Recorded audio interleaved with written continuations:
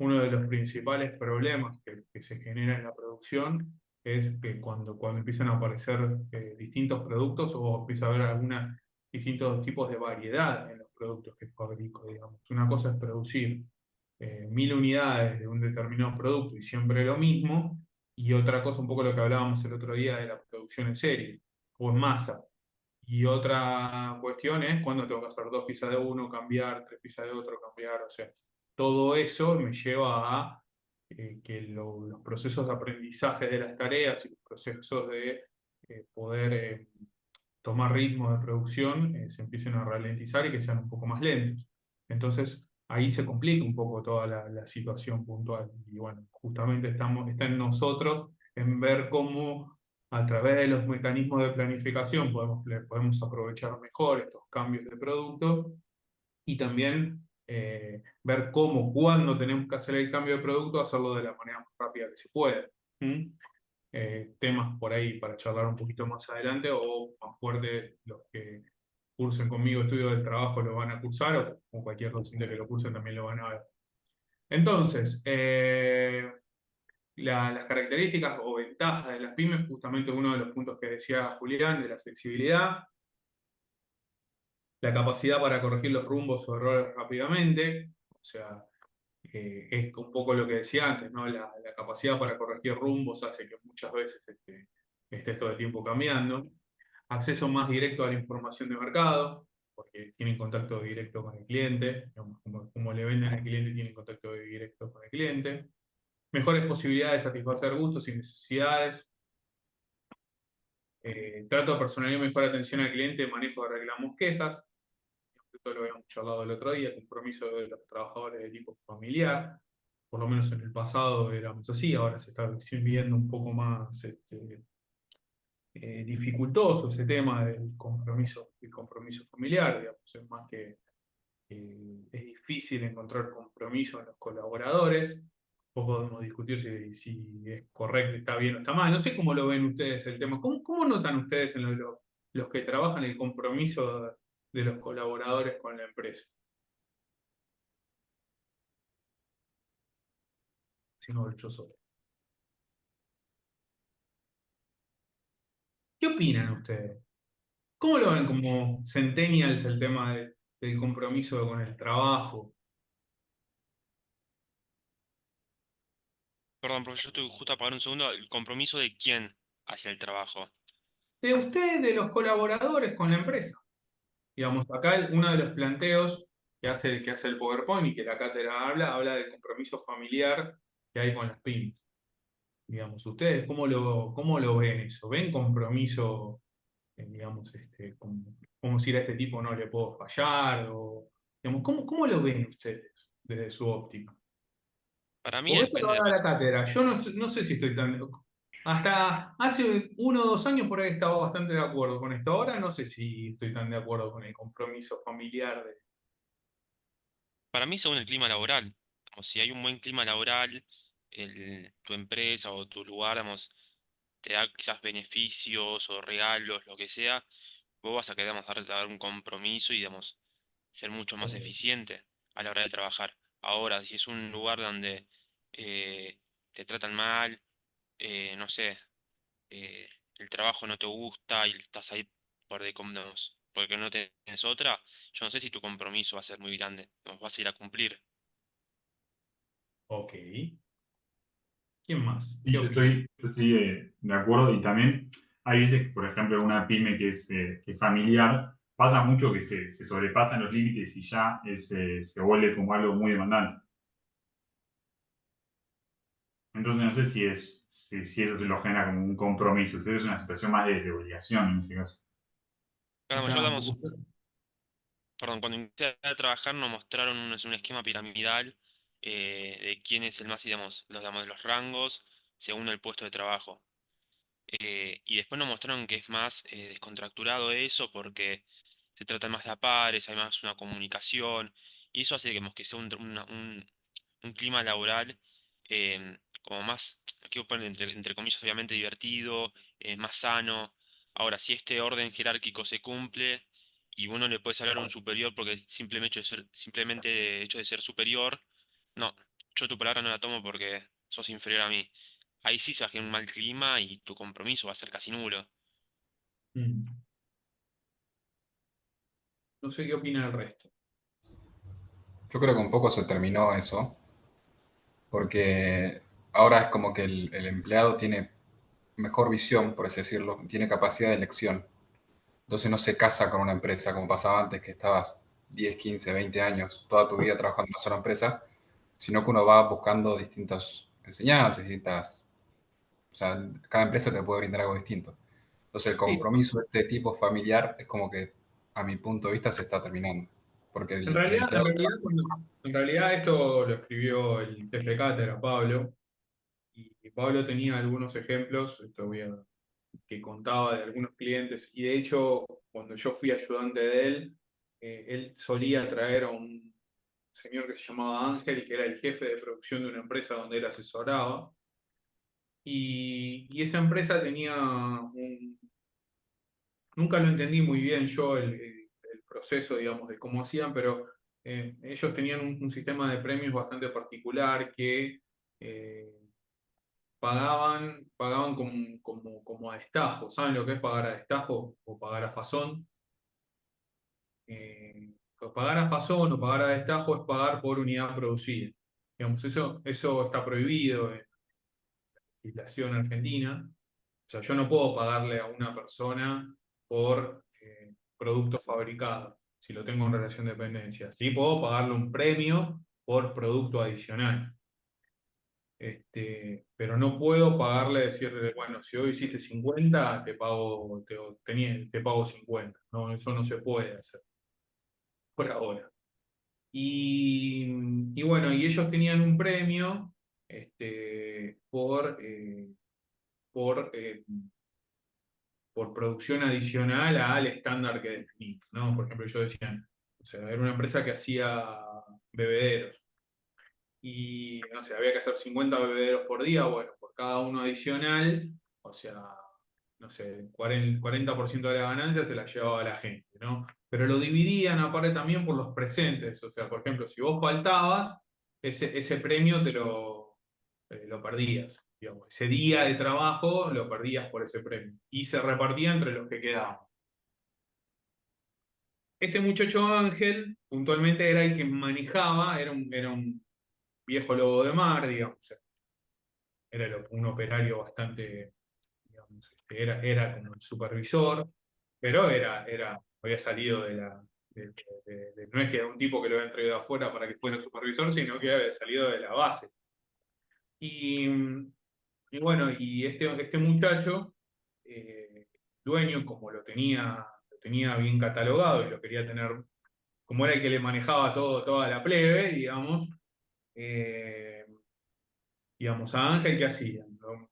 Digamos, por ahí el Ángel decía que quería cambiar el auto y el dueño le prestaba o le daba el dinero para pagar el auto, para comprarse el auto y no se lo cobraba o le prestaba la plata a hacer a 1000 cuotas o necesitaba un dinero porque tenía que mudarse o que eso es una práctica que era muy común.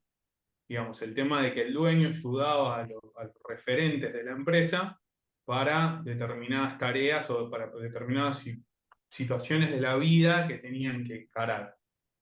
Digamos, cuando se hablaba de ese compromiso familiar, es justamente eso. Vos imaginate que este muchacho Ángel no se iba a ir de la empresa porque tenía un compromiso ya con el dueño. Digamos, si el tipo le había prestado plata para comprarse la casa, obviamente que no te ibas a ir.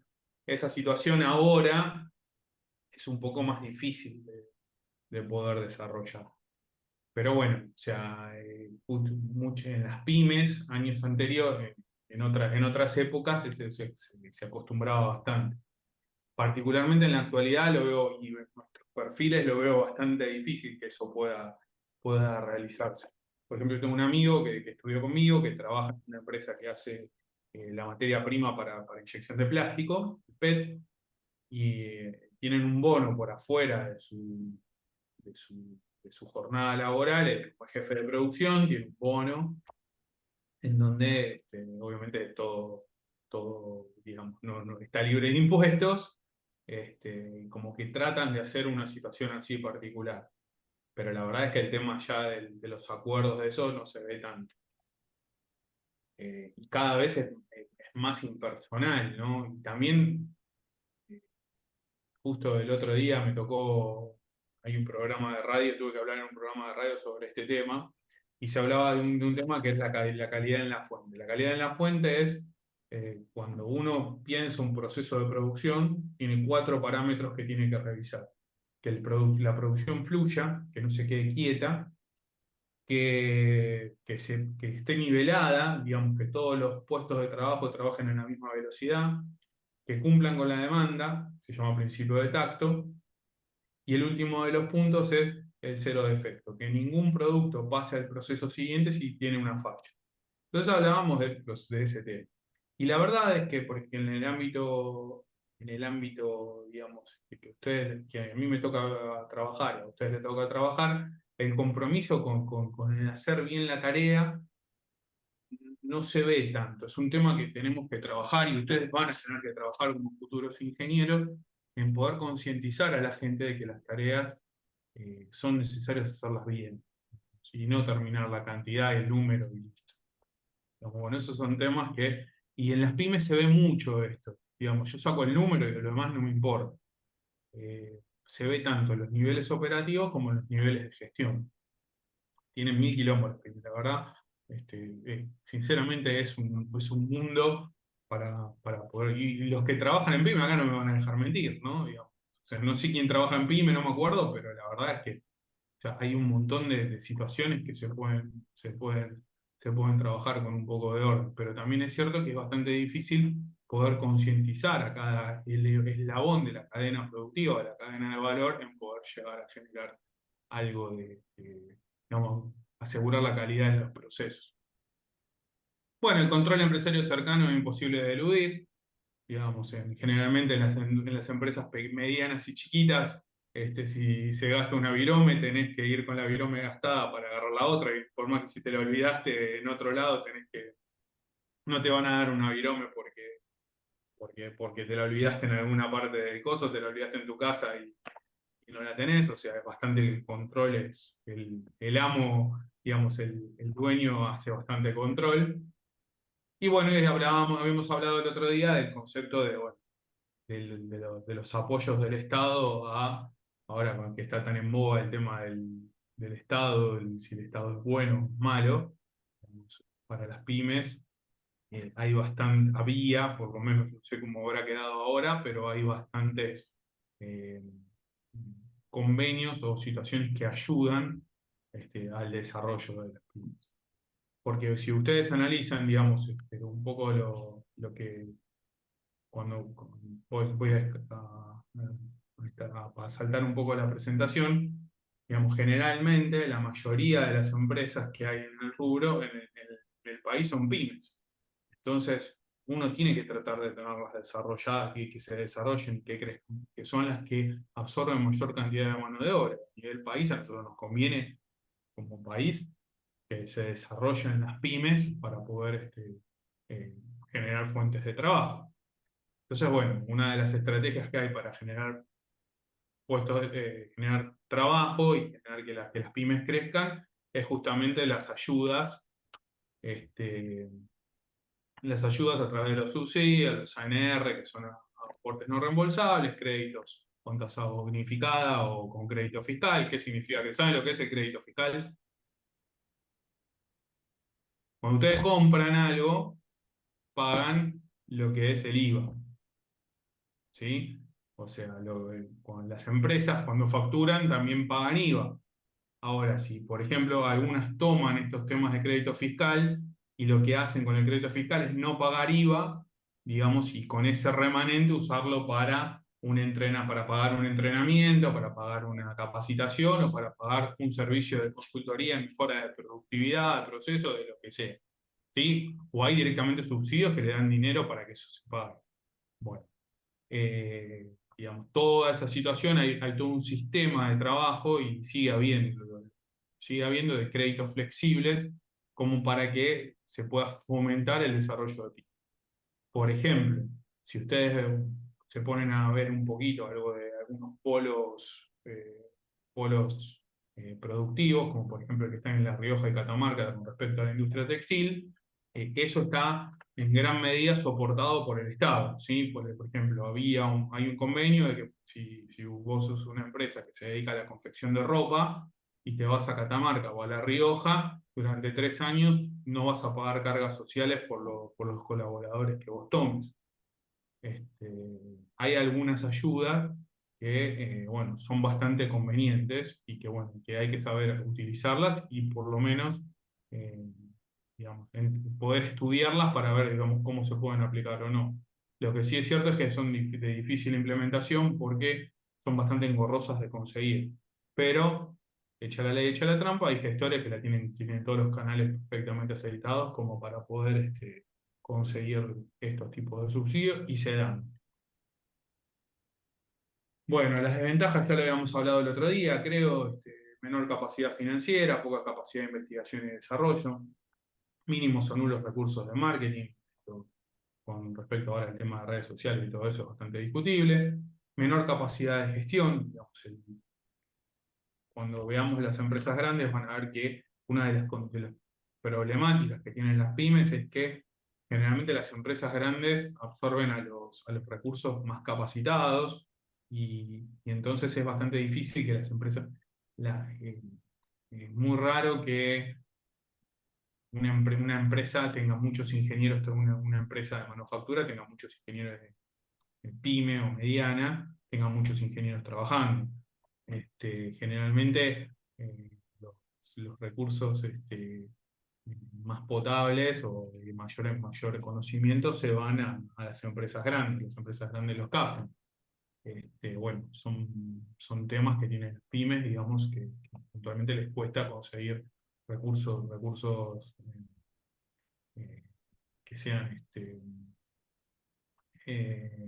no me sale la palabra, que sean idóneos, y muchas veces pasa que las pymes trabajan eh, con tipos que tienen experiencia. Hoy, por ejemplo, me tocó ir a una empresa que se dedica a lo que es comercializa telas y le estamos desarrollando la consultora, le estamos desarrollando le vamos a hacer el centro de distribución. Y el referente que nosotros nos está dando la empresa es un idóneo, una persona que conoce mucho de la operación, pero no es profesional, ni mucho menos. Entonces, justamente a veces hay que saber cómo llegarle a esa persona, digamos. Hay que entender que puede tener mucho la operación, pero no tiene el conocimiento técnico. Esta persona, yo le pregunto al momento dado, ¿cuántas personas usás para hacer la operación? Y te pongo 3 acá, 2 allá, 5 acá, pero no tiene un basamento técnico de, bueno, hice un estudio de métodos y tiempos y definió, necesito tantas personas para acá, tantas personas para allá. No hay esa parte de gestión. Y un poco lo que les contaba el otro día, de que armar estructura, y justamente esta persona me contaba que hace unos años esta empresa había contratado una consultora de recursos humanos, para que los ayude a gestionar, a generar una estructura organizacional. La estructura organizacional lo vamos a ver, no es la unidad que sigue, sino la otra. Vamos a hablar del organigrama, de cómo se arma, vamos a hablar un poquito de los enfoques de Misber, que son cómo se organizan las empresas, también lo vamos a ver en la parte de escuelas. Pero bueno, esta empresa presentó un organigrama presunto, y el dueño cuando lo vio dijo, esto no me sirve porque yo pierdo contacto o sea, tengo un gerente general que maneja todo y yo no pierdo contacto con la gente, con el conocimiento de la operación. Entonces se tiró a la basura. Digamos, las pymes les cuesta mucho el tema de la organización, de pensar. Eso es una desventaja bastante importante. Bueno, tecnología de fabricación menos avanzada, eso es una realidad, menor dedicación a la calidad, un poco lo que hablábamos antes de los recursos, que es bastante difícil encontrar recursos y de sensibilizar los recursos que tengo en que tienen que trabajar con calidad, y dificultades en posicionar las marcas y productos. Dependiendo del caso, cuesta a veces poder posicionar como uno le gustaría los productos que gestionan las pymes. Vamos a pasar ahora a las empresas grandes. Las empresas grandes, por definición, digamos, son todas las empresas que no son chicas, ¿sí? O sea, es por descarte. Todo lo que no es chico se toma como grande. ¿Qué características tienen las empresas grandes? Como primer medida, tienen un gran capital accionario y se manejan por acciones, ¿sí? ¿Qué significa manejarse por acciones? Digamos, ya no es que yo tengo un dueño y que, bueno, puedo tener algunos directores, pero sigo de reporto a un dueño. Acá ya hay grupos accionarios que manejan las empresas. Es distinto el concepto de cómo se configura. Poseen un gran número de empleados, la mano de obra es mucho más grande en general. La superficie de planta que tienen las empresas obviamente son más grandes porque obviamente tienen más producción y necesitan tener mayor lugar. Y cuando nosotros hablamos de los bienes de capital, de las máquinas, de los equipamientos o de la estructura que tienen, hablamos de máquinas de productos que por ahí específicamente estén preparados para grandes cantidades y especialmente para ellos, ¿no? O sea, por ejemplo, embotelladoras o, no sé, por ejemplo, eh, máquinas para cargar gas de aire acondicionado en una industria, en una manufactura de aires acondicionados o en una manufactura de autos. O sea, son máquinas particulares que se crean para el proceso productivo que se están elaborando. ¿Qué ventajas tienen las grandes empresas? Bueno, obviamente que el posicionamiento de marca, o sea, yo les muestro un logo de una gran empresa y seguramente ustedes ya me pueden definir diferentes cosas que pasan, ¿no? Yo les muestro, no tengo acá nada, ¿no? Pero les muestro el logo de Coca-Cola y ya saben qué es y digamos, qué es lo que cómo está posicionada y que son líderes del mercado. Tienen un buen posicionamiento y eso genera obviamente un acomodamiento importante. Permanentes innovaciones en productos y procesos, o sea, siempre están buscando, digamos, la forma de ser más eficientes y también, digamos, en poder ampliar su base de productos. ¿Sí? Por ahí, en el caso de las pymes, esa base de productos, o sea, si tienen un producto que funciona y saben que funciona, les cuesta innovar. Acá no, acá se está todo el tiempo innovando y a veces se mandan brutas macanas, ¿no? O sea, no sé si se acuerda alguno de la Coca-Cola verde. O sea, no se la vendieron a nadie. Ya estaban perfectamente todos seteados en que la Coca-Cola es del color Coca-Cola, ¿no? Negro, no sé cómo decirle el color de la Coca-Cola. Pero, o sea, aparecieron con una Coca-Cola verde, no se la vendieron a nadie. Alta productividad y calidad productiva. Digamos, están muy orientados a trabajar temas de productividad, o sea, de poder maximizar el uso de sus recursos y trabajan bastante lo que es los conceptos de calidad. Tienen mayor disponibilidad de recursos físicos y financieros, especialmente de los financieros, o sea, tienen otras formas de poder eh, fondearse. O sea, por ejemplo, bueno, más de uno habrá escuchado hablar, si alguno se dedica a algo de la bolsa, el tema de las obligaciones negociables. ¿Escucharon hablar de las obligaciones negociables? No, yo no. Las obligaciones negociables son una forma de inversión, digamos, que se le está ofreciendo ahora a las personas, porque los créditos, los plazos fijos no están dando lo que daban hasta hace unos meses, que es poner dólares para una empresa, por una determinada empresa. O sea, uno obviamente tiene que elegir empresas que son sustentables, y esa empresa, por la recepción de dólares, les va a pagar a ustedes un determinado interés y la empresa lo usa para trabajar. Entonces, eso uno lo compra a través de un banco y eso nos llama obligaciones negociadas. Una de las cosas digamos, que tienen es que como se opera en dólares, a la empresa ahora, por ejemplo, los que tenían obligaciones negociables, uno de los temas, por ahí, acá yo no soy un experto en el tema, digamos, me estuve tratando de entender un poco, pero no suelo trabajar en esas temáticas. Eh, los temas que tiene ahora es como es difícil conseguir dólares, las empresas no están pagando las obligaciones negociables, sino que se las están reperfilando. Este, en fin, de esa manera, eso es una manera que tienen las empresas para invertir para poder fondearse, para poder conseguir dinero. O sea, yo te tomo la plata a vos y te digo, bueno, yo esta plata te la voy a devolver en un año con un determinado interés. Muchas de las otras formas que usan las empresas para poder fondearse es el tema de vender acciones. O sea, yo digo que una empresa tiene una determinada cantidad de acciones y las pongo a la venta o las pongo a cotizar en el mercado.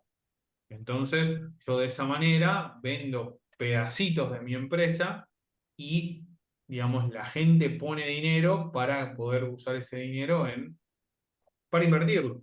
Y después esa empresa puede subir la acción, subir la valorización de la empresa, y ahí la persona que tiene vender el dinero o vender la acción y cobrar el dinero, o en su defecto tenerlo, y cuando el directorio decide dividir, hacer un pago de dividendos, cobrar por lo que la empresa ganó.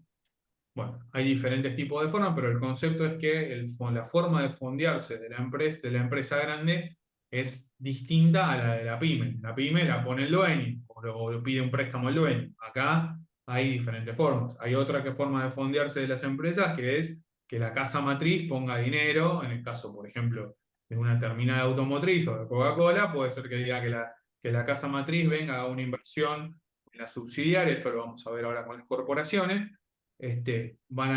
Hagan una inversión porque les conviene por una determinada situación trabajar en un determinado lugar. Es otra forma de que tienen de fondearse. Una cosa que está pasando ahora, por ejemplo, con el tema del, yo, digamos, como ex Volkswagen, conozco algunos ejemplos de ahora, por ejemplo, digamos, había un problema con el tema de pago de las autopartes que se traen del extranjero.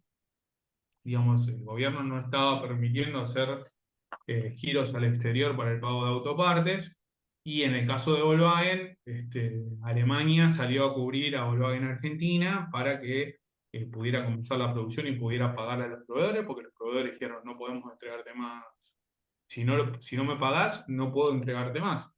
Entonces salió Alemania a cubrir, digamos, lo que debía Argentina. El dinero está acá, pero está cautivo acá y no puede salir. Entonces, bueno, digamos, a veces las empresas grandes tienen otras formas de conseguir dinero.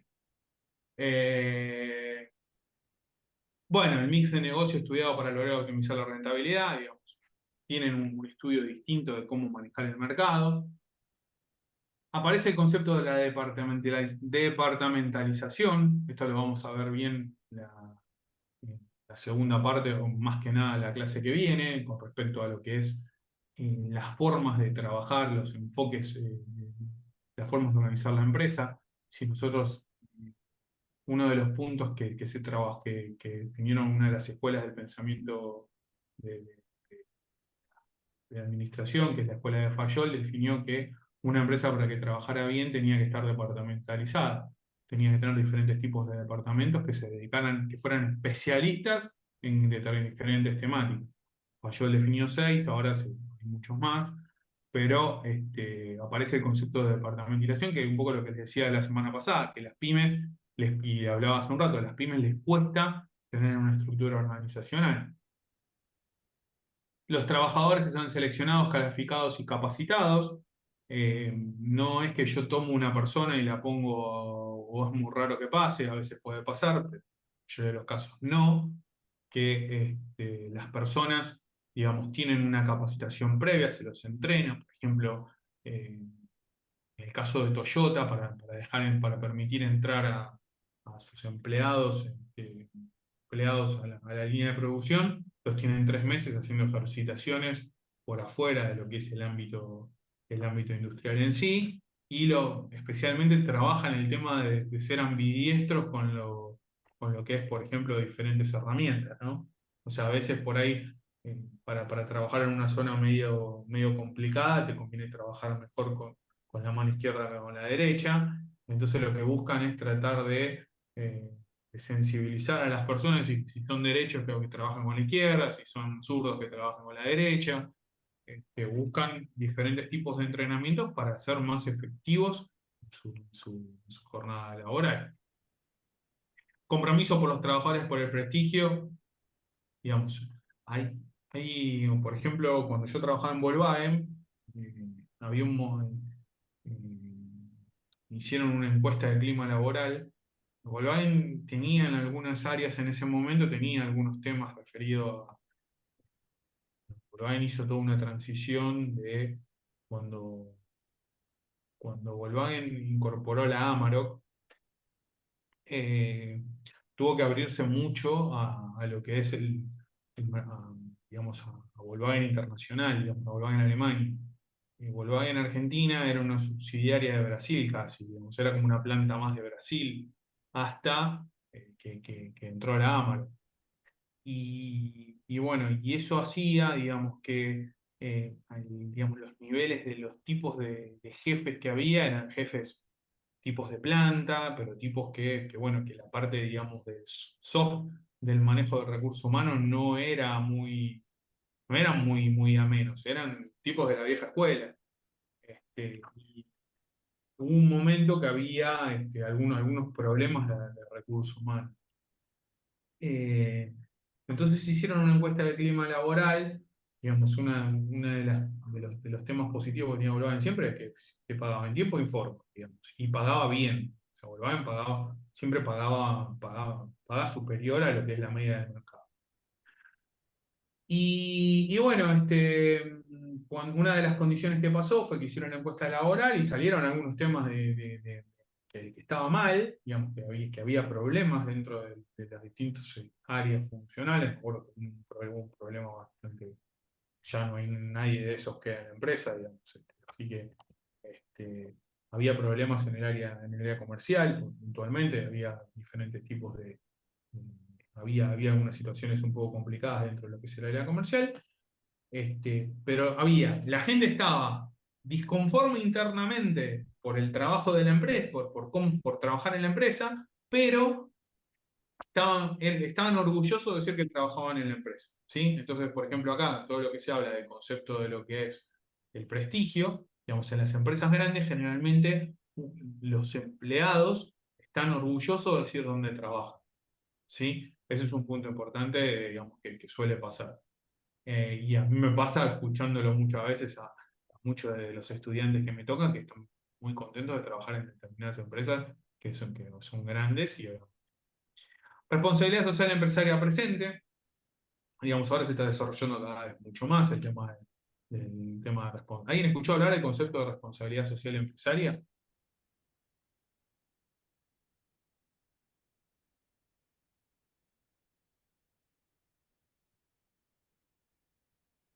¿No escucharon hablar del concepto de RCE? En lo personal, no. Para el oral sí, prof, pero antes no, antes del tema no. RCE, o sea, esto lo están desarrollando cada vez más las empresas. Eh, la responsabilidad social empresaria es como no sé si decirlo disciplina o un enfoque que las empresas lo que buscan es devolverle a la sociedad lo que ellos obtienen de la sociedad. Entonces lo que hacen es, por ejemplo, poder eh, decir que, bueno, no sé, o que ayudan a tal escuela o a tal comunidad, o que hacen determinado, no sé, bueno, hacen una determinada plantación de árboles en un determinado, perdón, un segundito. No, ok. Una determinada plantación de árboles para poder trabajar una diferente temática por temas ambientales. Eh, Generalmente ese tipo de actividades no deberían ser publicitadas. O sea, ellos lo tendrían que hacer como una obra filantrópica y no hacer algo, digamos, como para usar publicidad, que muchas veces no lo llevan adelante. Pero bueno, o sea, ese es el punto. El tema de la responsabilidad social empresarial justamente lo que busca es, digamos, cómo la empresa devuelve a la sociedad lo que toma de la sociedad, ¿no? Poder hacer algún tipo de colaboración. Y aparece el concepto de cuidado por el medio ambiente, ¿no? El cuidado por el medio ambiente, generalmente las grandes empresas tienen más, por lo menos, tienen el discurso de poder ser muy, muy eh, cuidadosas con temas ambientales, ¿no? Y cuando vean ustedes ahora con Hernán el tema de desarrollo sustentable, van a ver que el tema ambiental cada vez es más importante y ejerce más presión en la parte de inversión, porque justamente por ahí, por un tema ambiental, yo un proyecto lo tengo que desechar porque para poder hacerlo económicamente, ambientalmente sustentable, puedo tener que hacer una inversión muy grande que actualmente puede ser que me ponga en jaque el proyecto que estoy encarando. Bien, ¿cómo venimos hasta acá?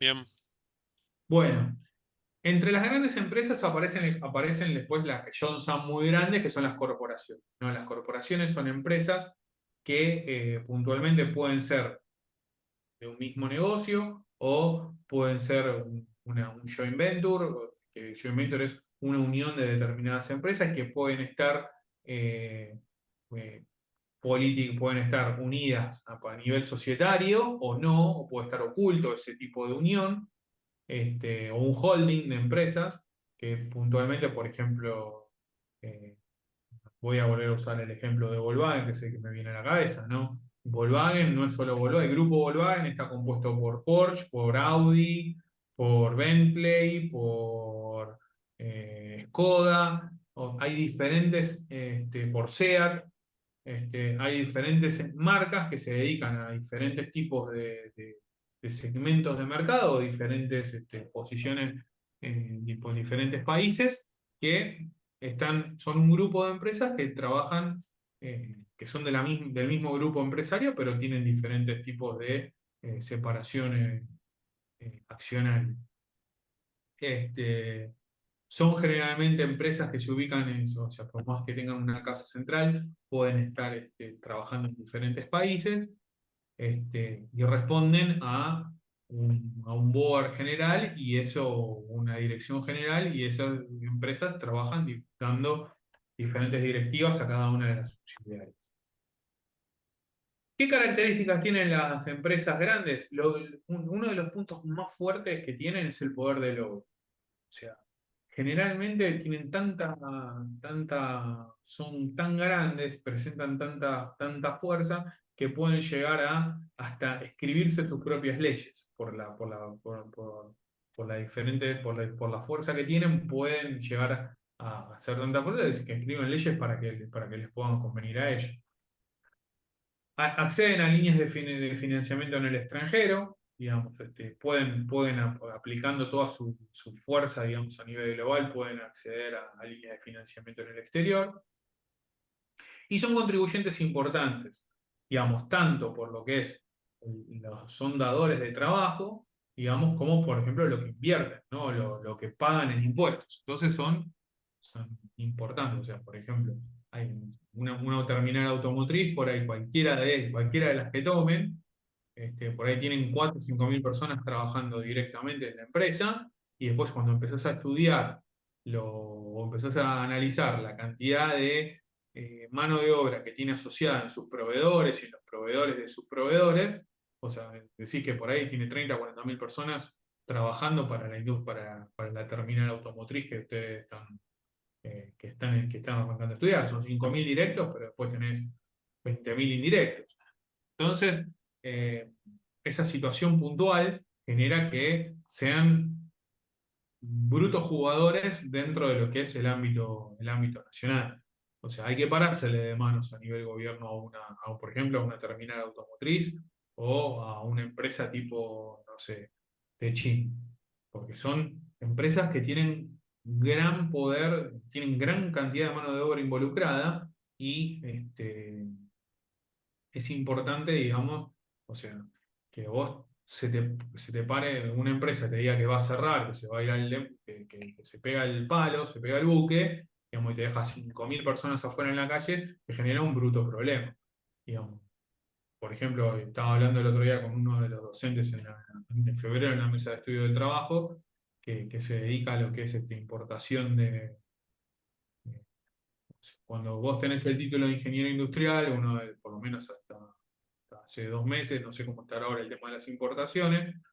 O sea, si el título de ingeniero industrial te da, si vos estás matriculado, te da la posibilidad de, si vos certificás que una determinada máquina que comprás va a generar trabajo, o sea, va a armar puestos, va a generar puestos de trabajo, si va a tener una determinada cantidad de mano de obra local para su instalación, tiene diferentes parámetros, se llama regulación 256, y vos haces un documento técnico que certifica que eso va a pasar, digamos, ese producto entra sin aranceles de importación. Ese producto que vos compras en el exterior, como va a generar trabajo, entra sin aranceles de importación. Me contaba este chico que había un cliente que tenía, estaba comprando una línea de producción de bicicletas. Iba a comprar todos los puestos de trabajo y bueno, o sea, y con el tema ahora de la pequeña baja, pequeña, ojalá que sea pequeña, la baja de ventas que está viendo, nada, o sea, tiene 300 personas trabajando y no tiene que darles, digamos, porque tiene la bicicleta y no las ven. Y entonces el tipo dice, se va de madre, o sea, yo los rajo a todos, y me pongo a importar bicicletas y ya fue. Si me abren la importación, me pongo a importar bicicletas. Pero son 400 personas. Y bueno, que se arregle el gobierno. Yo veo que yo voy a seguir haciendo mi negocio. Entonces, bueno, o sea, justamente, y este tenía 400, o sea, y estaba en un tema de discusión, por lo menos no sé si con el Poder Ejecutivo, pero sí estaba con el gobierno estaba en Benavides. O sea, con el gobierno local estaban ahí, con la municipalidad estaban ahí en una discusión. Pero bueno, digamos, la verdad es que las empresas tienen un poder muy fuerte, digamos, y muchas veces, obviamente, como decía, ponen regulaciones. ¿Qué ventajas tienen las corporaciones, digamos, o buscan las corporaciones, trabajando en las filiales de diferentes países? Bueno, la primera ventaja que tienen es que buscan los lugares donde la mano de obra sea lo más barata posible. Ese es un tema puntual. O sea, buscar a producir en lugares donde la mano de obra sea más barata. No es lo mismo una mano de obra argentina que una mano de obra alemana pagada. ¿Sí? O sea, si ustedes se fijan, por ejemplo, en los países centrales, es muy difícil conseguir en países del primer mundo lugares donde hagan confección de ropa. O sea, la confección de ropa, por ejemplo, es lo más bajo, la barrera de ingreso para armar confección de ropa es de lo más bajo que hay. Y generalmente si uno tuvo la posibilidad de viajar, cuando va al país del norte, digamos, la mayoría de las prendas de vestir son importadas, no están fabricadas en el país. Justamente, digamos, ¿por qué? Porque es más fácil producirlo en China, que ahora cada vez menos en China, ahora se están yendo más a Bangladesh, porque China ya no les está resultando tan barato, que hacerlo con la mano de obra americana. Ahora justamente se está produciendo ahí, digamos, uno de los puntos importantes que está pasando en Estados Unidos puntualmente es el tema de que la gente no tiene, o sea, no hay trabajo para el obrero americano, no hay trabajo intensivo. Ahora justamente yo tengo un amigo que está viviendo allá que decía, en el 2022 era una cosa de loco. Ponían carteles para buscar operarios, él trabaja en una empresa, en una autopartista allá, y dice, no venía nadie, dice, pero ahora yo veo que hay necesidad o sea, que no, digamos, no hay trabajo, digamos. La gente viene a buscar trabajo y no hay. O sea, uno de los puntos importantes que está pasando, digamos, entre lo que es el tema de Biden, digamos, cómo están manejando los demócratas la economía americana y por qué Trump está empujando, dejando de lado lo que uno puede pensar como persona de Trump. El tipo fomenta el trabajo americano. Bueno, es uno de los puntos que va a generar seguramente un cambio de gobierno. Elección de mercados con menos o nula competencia. Digamos, por ahí comercializar determinados lugares que no tienen competencia. Entonces les es más fácil comercializar determinados productos. Introducción de productos o procesos hechos en países desarrollados. Por ejemplo, el otro día estaba leyendo un,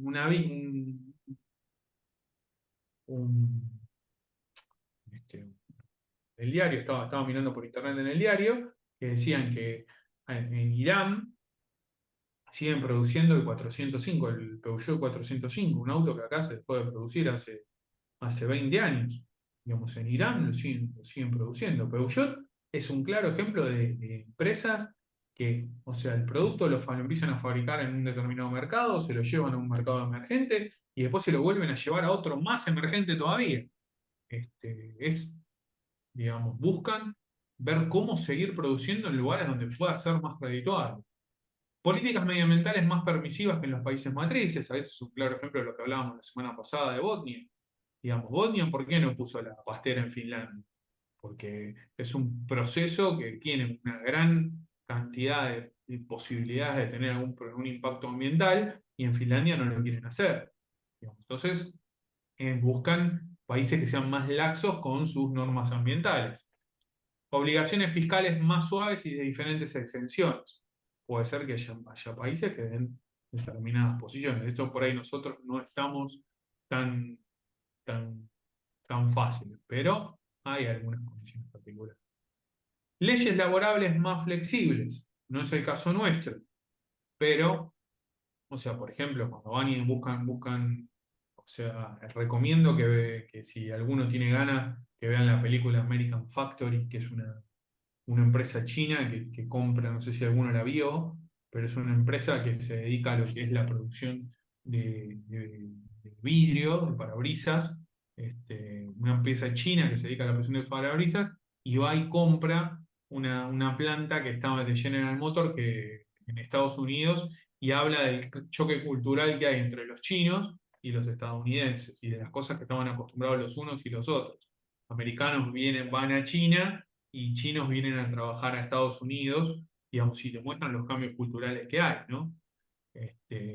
Y obviamente, digamos, o sea, los chinos, hay algunos ejemplos de cosas que pasan que uno dice, o sea, en un momento que están haciendo destrucción de parabrisas, y los chinos no tenían, cuando lo hacían, no tenían ni protecciones para hacerlo, y los americanos decían, ¿cómo puede ser?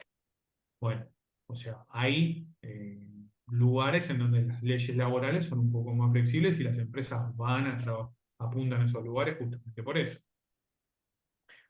Manejo globalizado de los recursos y su producción, o sea, eligen a dónde poder hacer determinadas cosas y cómo distribuir las tareas de forma más eficiente. Por ejemplo, en el caso de Volkswagen, la tornillería de Volkswagen venía toda de Alemania. Si para cualquier subsidiaria de Volkswagen, los tornillos venían de Alemania. ¿Por qué? Porque ya estaban diagramados los procesos de producción para que a gran escala eso te lo venían de Alemania independientemente del producto que hagas. ¿Qué inconvenientes tienen? Digamos, las filiales cuando yo me voy a países que son por ahí un poquito más débiles de papeles. La inseguridad jurídica, como los países tercermundistas tienen alguna inseguridad jurídica o cambio de reglas, que eso bueno, es una de las situaciones que los empresarios se quejan bastante, que suelen pasar. Las barreras lingüísticas, digamos, esto hay que vivirlo. No sé si alguno tuvo alguna experiencia de este tipo con el tema de manejarse con gente de otro idioma. ¿A alguien le pasó algo de esto? ¿Que tuvo que hacer algún proyecto con otro idioma? Bueno, Bueno, a mí sí, acá, ay, no sé si se escucha. En sí, lo sí, personal sí. sí me tocó hablar con gente de Brasil, con gente de Francia. Bueno, tuve distintas experiencias laborales y en cada empresa me tocó hablar. Bueno, el otro día vino un referente de Suiza, o sea, es constante, al menos en las grandes empresas eso. ¿Y cómo lo llevo? ¿Cómo? ¿En qué sentido? ¿Cómo le llegas? No, si lo pueden manejar bien o no, porque, por ejemplo, Sí, tenés que resolver igual, o sea, tenés que, no, con tus conocimientos de inglés, tenés que... El tema está que, por ejemplo, ¿no? Por lo menos por mi experiencia, Sí, sea, vos podés ser un gran... yo no soy un experto hablando en inglés. Uno de los puntos que les recomiendo a ustedes, digamos, es que si pueden hacer cursos de inglés, háganlo, porque yo lo tuve que aprender cuando terminé la facultad. Digamos, ¿viste? Uno siempre la fue pateando, y la verdad es que cuando me encontré en determinadas situaciones que quedaba como un tonto, tuve que salir a aprender de urgencia. Y bueno, o sea, me defiendo, pero me cuesta. claro. Eh, y la verdad es que por más que uno sea, por ejemplo, a mí con los alemanes me pasaba que los alemanes hablaban inglés, yo hablaba inglés, pero no costaba entendernos en determinadas cosas. Las barreras lingüísticas, por más que vos tengas un idioma en común, eh, es bastante, hay cosas que no se entienden, cosas que se malinterpretan. O sea, hay bastantes idas y vueltas con ese tema. No sé tu experiencia, Giselle, ¿eh? Pero para mí no es fácil ese tema. No, no, no es fácil, generalmente es más neutro y bueno, es tratar de hacerse entender lo máximo posible y con Bueno, paciencia. a mí me pasó, por ejemplo, que en Alemania, cuando yo participé activamente en lo que fue el proyecto Amarok, cuando trabajaba en el departamento de sistemas, entonces una de las condiciones que me habían puesto era que el proyecto, el idioma oficial del proyecto iba a ser inglés, ¿sí? Porque había alemanes que no hablaban español y había argentinos que no hablaban alemán. Bueno, caigo en la primera reunión, o sea, me mandan a Alemania por una serie de temas puntuales, porque dentro de lo que les contaba antes de que Volkswagen Argentina se tenía que abrir a Alemania, era que Alemania quería que Volkswagen Argentina usara sus sistemas de gestión. O sea, Volkswagen trabajaba con sistemas de gestión de Brasil y bastantes Excel, estamos hablando de 15 años atrás, o ya 20 años atrás, y los alemanes decían, no, yo quiero ver bien cómo están funcionando, digamos, o sea, que no me la cuenten, sino lo quiero ver yo. Entonces había que trabajar con los sistemas de ellos. Entonces, bueno, empezamos a hacer un listado, tomamos todo un trabajo de relevamiento de qué sistemas era lo que usaban ellos, y yo fui a Alemania a hablar con los referentes de cada sistema, porque me tocaba ver la parte de producción, digamos, para ver, digamos, cuáles eran qué funcionalidades tenían. Eh, y caigo en la primera reunión, digamos, no fue las reuniones palo a palo, sino fueron reuniones eh, puntuales, una reunión de trabajo, y la reunión en alemán. O sea, hijo de su madre, digo, pero si el idioma oficial es en inglés, me mandan una reunión en alemán, estuve mirando el techo, ¿viste? Eh, entonces, bueno, por más que se definían determinadas cosas, obviamente siempre hay temas puntuales con las barreras lingüísticas. A veces lo que pasa, digamos, también en los países que nos pasa a nosotros mucho, el tema de la infraestructura. O sea, y esto no solamente para grandes empresas, sino también para empresas chicas. O sea, cuando las empresas, por ejemplo, necesitan alto contenido de energía, se complica bastante el tema de poder gestionar el tema o sea, a veces por ahí con el tema del verano y todas las situaciones, a veces la infraestructura eléctrica no es la adecuada para poder trabajar a la necesidad que por ahí tienen determinadas empresas, y pasan determinadas cuestiones equivocadas, como que en determinados momentos no pueden trabajar, o determinadas situaciones, determinados cortes. Entonces, bueno, hay algunos temas. El tema de los proveedores es otro tema importante. O sea, puede ser que ustedes imagínense que, o sea, yo siempre me acuerdo que mi papá contaba, mi papá trabajaba en un autopartista, que era chiquita, y que hacía portalámparas, y en un momento dado Toyota había comprado, en realidad ellos eran un proveedor del proveedor de Toyota, y iban a comprar unos determinados portalámparas para la Hilux.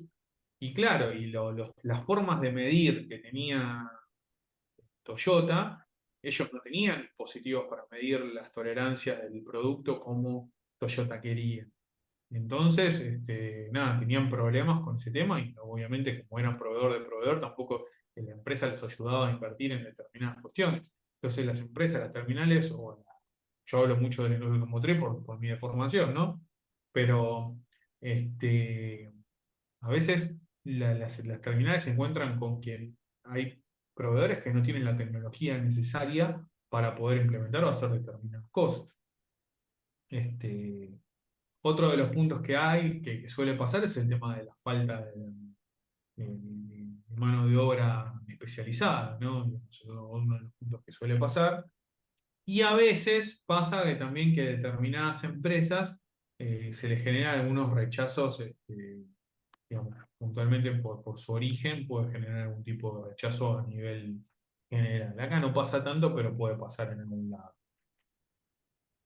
Bien, bueno, un poco lo que hablábamos antes, o sea, la verdad es que, digamos, según generalmente la cantidad de empresas que hay definidas dentro del rubro, digamos, la mayoría de las empresas son pymes en su rubro. Entonces, va a haber algún porcentaje que puede trabajar en empresa grande, pero las pymes las tenemos que empezar a querer porque realmente, digamos, son la mayoría y son las que más trabajo. Bien.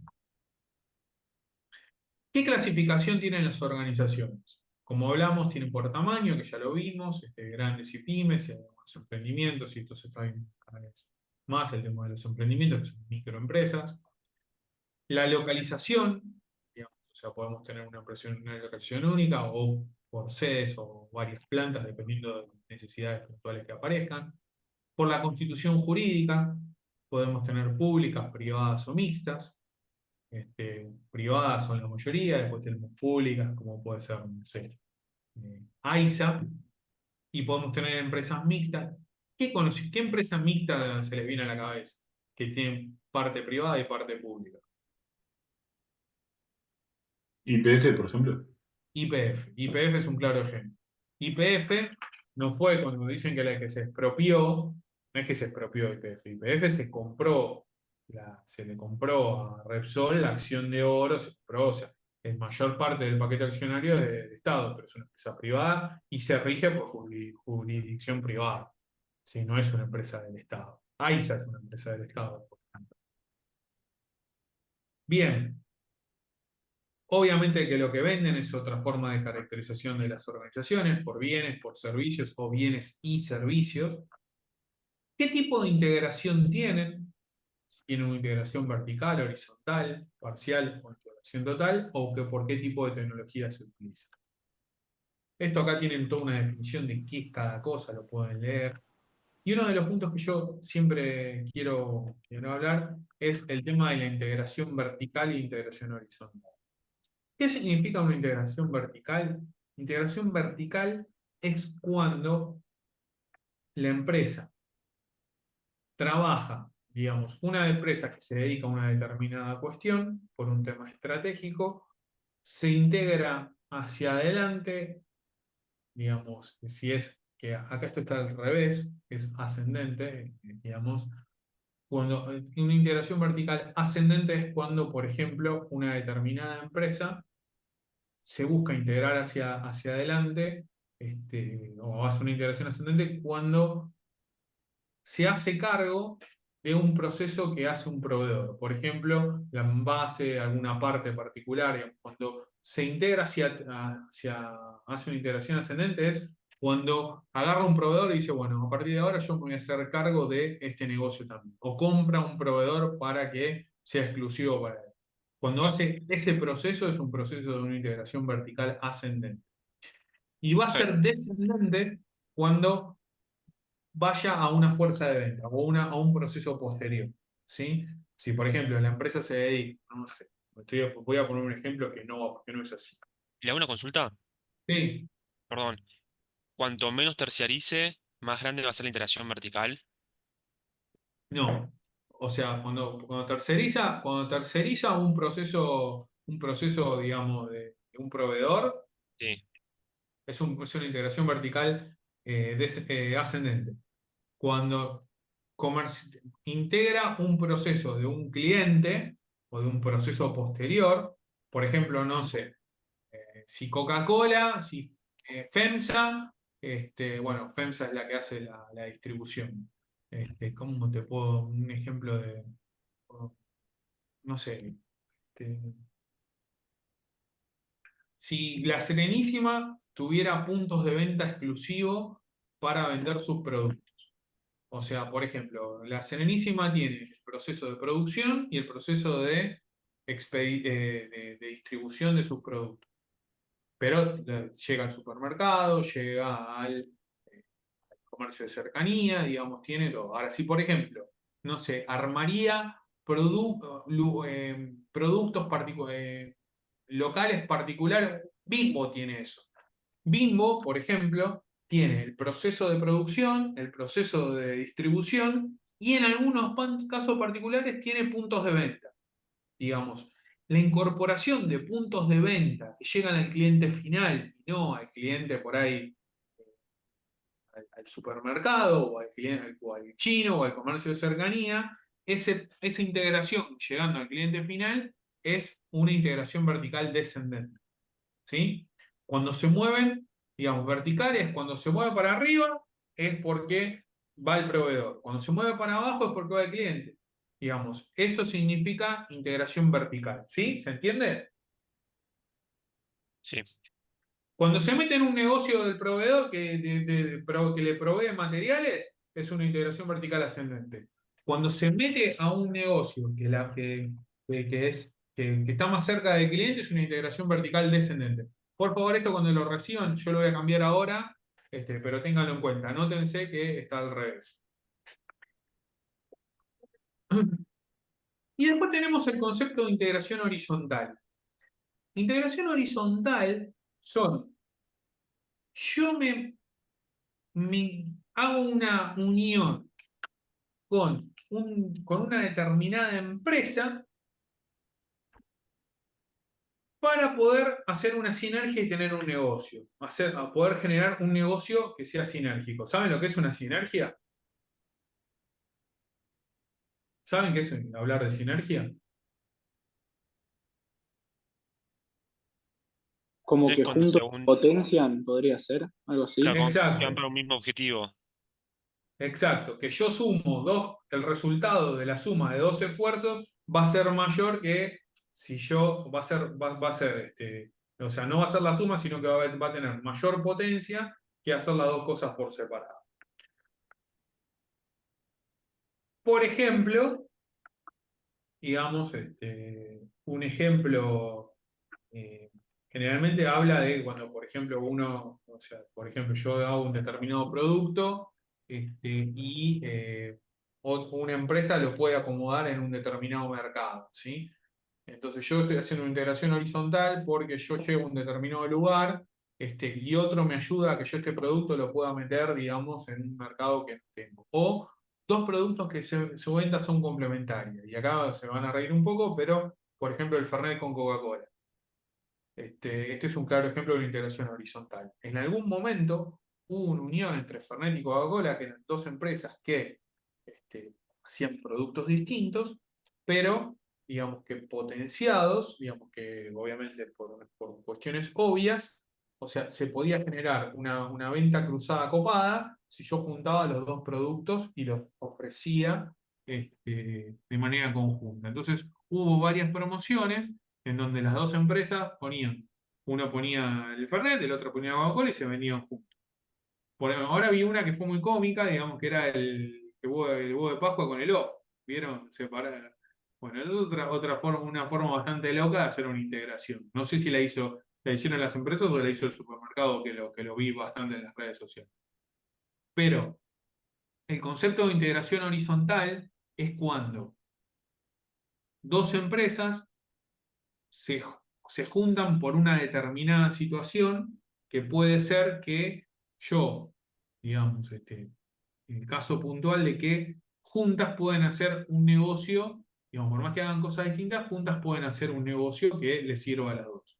Le hace la venta cruzada o que un producto traccione al otro, como el caso que hablábamos de Fernet Coca, con Coca-Cola, o en su defecto una empresa que le permita a otra generar una venta y que las dos se lleven un negocio en el caso de, por ejemplo, acá dice exportaciones, por ejemplo, una empresa que está más canchera con el tema de una exportación, digamos, poder trabajar con el canal, uno pone el canal y el otro pone el producto. Digamos, eso es el concepto de integración horizontal. ¿Se entiende? Sí. Fabián, te veo ahí con la cara así medio. No, sí, lo estaba pensando. O sea, me quedó más claro con el ejemplo este de los productos así juntos, pero lo quiero agrandar a Bueno, otra cosa, no se me ocurre. Pero se entiende, no, pero no, no es sé. que bastante difícil de entender el concepto. Pero, digamos, es cuando se juntan dos negocios que por ahí son distintos, pero juntos pueden llegar a lograr algo, digamos, que por separado no pueden llevar. Se empiezan a complementar, ¿sí? Si yo produzco este marcador y este marcador, digamos, pues lo puedo vender en el mercado local, pero por ahí pues, tengo a alguien que me dice, che, yo este marcador lo puedo vender en Uruguay. Y te preparo, tengo todo el dispositivo, todo el canal para poder exportarlo. Eh, por ahí te sirve, digamos, entonces vos te asociás con esa empresa, con ese tipo que te permite el canal para llevarlo afuera, y eso es una integración horizontal.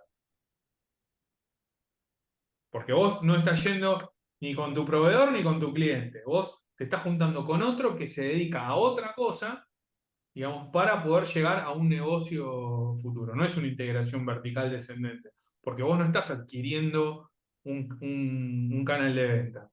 Alguien te está prestando el canal de venta para poder llegar a otra región. Sí, pero vos no es tuyo, es un negocio de otro. ¿Se entiende? Sí, lo que pasa es que lo aplica siempre a la venta y entiendo que no debe ser solamente a la venta, sino que debe ser también a cuestiones de producción, me imagino. Puede ser, puede haber, digamos, por ejemplo, Pero lo más común este, sería que sea para ese lado, para el lado de venta. sí, sí, es lo más fácil explicarlo para el lado de venta. Habría que ver puntualmente, por ejemplo, si, por ejemplo, no sé. Es que yo estaba pensando justamente eso, por eso mi cara de, bueno, porque estaba pensando más allá de la venta, donde podía ver una integración horizontal. No es que no entendí el concepto en sí, sino que lo Claro, estaba claro. agrandando. Pero se Bueno, entiende, se entiende. pensemos. A mí ahora no se me ocurre ninguno, porque es bastante pegado a lo que puede ser un proveedor. Porque te iba a decir, por ejemplo, eh, el proceso de. Ese es lo más difícil de explicar. Te iba a decir, por ejemplo, no sé, con los neumáticos en la industria automotriz, pero es un proveedor. No es que vos tenés una integración horizontal. Claro. Bueno, Un punto, profe. ¿Siempre tiene que ser a mano de terceros o una empresa propia con capital propio puede ser una integración horizontal? ¿y qué integración sería? O sea, porque es todo tuyo eso, no Y por no te ejemplo, estás no sé, integrando con nadie. es una empresa que hace fertilizante y descubre un derivado para introducirlo en otra empresa, por ejemplo, en otro mercado, por ejemplo. Pero ¿y dónde estaría la integración horizontal ahí? No la termino de ver del ejemplo que estás dando, Julián. Que, que se mete en otro mercado, o eso no es integración horizontal. No, para mí no.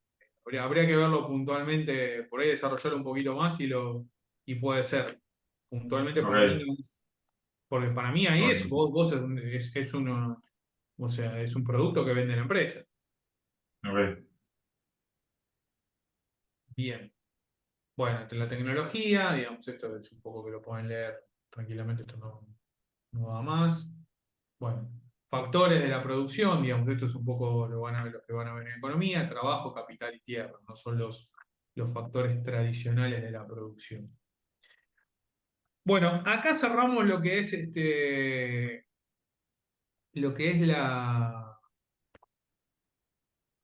la categoría de empresa. Yo esto se lo voy a subir ahora al campus para que lo puedan tener. La idea, obviamente, es que pues lo vamos a evaluar. Y bueno, ¿les quedó claro el tema? Es medio aburrido esta parte, pero hay que pasarla. Este, Esto después peguen una leída y cualquier cosa me consulta. Sí, ¿Sí? yo tengo una duda, Sí, profe. Leonardo.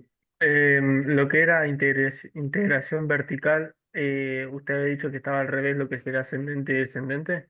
Sí. Ok, perfecto. Ahora lo corrijo antes de subirlo igual. Dale, dale. Bueno, gente, son 20:35. Les propongo si hacemos 15 minutos de descanso y después arrancamos con el otro tema. Sí, le vamos a dar un poco con el otro tema. Así vamos ganando algo de tiempo. Volvemos 9 menos 5, si les parece. Perfecto. Perfecto. Perfecto. Bueno, Perfecto. Diego, una pregunta.